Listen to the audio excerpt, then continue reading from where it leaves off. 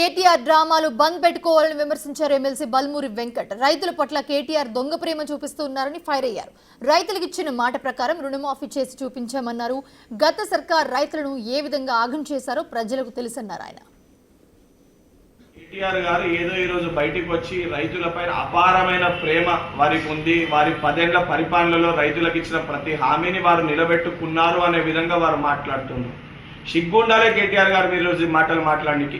చాలా స్పష్టంగా మీరు తెలంగాణ రాష్ట్రాన్ని కంప్లీట్గా అప్పుల పాలు చేసినప్పటికీ కూడా రైతులకు ఇచ్చిన ఒక భరోసాని, ఒక ధైర్యాన్ని నిలబెట్టుకోవాలని చెప్పి ఎంత కష్టమైనా కూడా ఇచ్చిన ప్రతి ఒక్క హామీని కూడా ఈరోజు మా గౌరవ ముఖ్యమంత్రి గారు, కేబినెట్ అందరూ కూడా ఏకాభిప్రాయానికి వచ్చి ప్రతి ఒక్క హామీని కూడా నిలబెట్టుకుంటున్న ఘనత ఈరోజు కాంగ్రెస్ ప్రభుత్వాన్ని, కాంగ్రెస్ పార్టీది.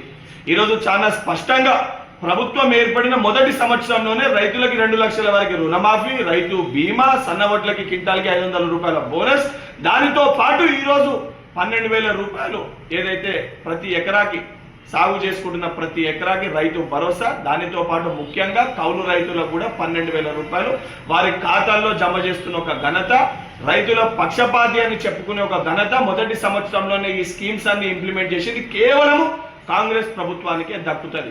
ఇవన్నిటిని తట్టుకోలేక, జీర్ణించుకోలేక 10 ఏళ్ల మీ పరిపాలనలో మీరు చెయ్యలేనివి మేము చేస్తున్నామని ఒక కోపంతో విషం చిమ్మే ఒక మాటలు ఈరోజు కేటీఆర్ గారు మాట్లాడుతున్నారు. ఇటువంటి ఒక వ్యవహారం మంచిది కాదు.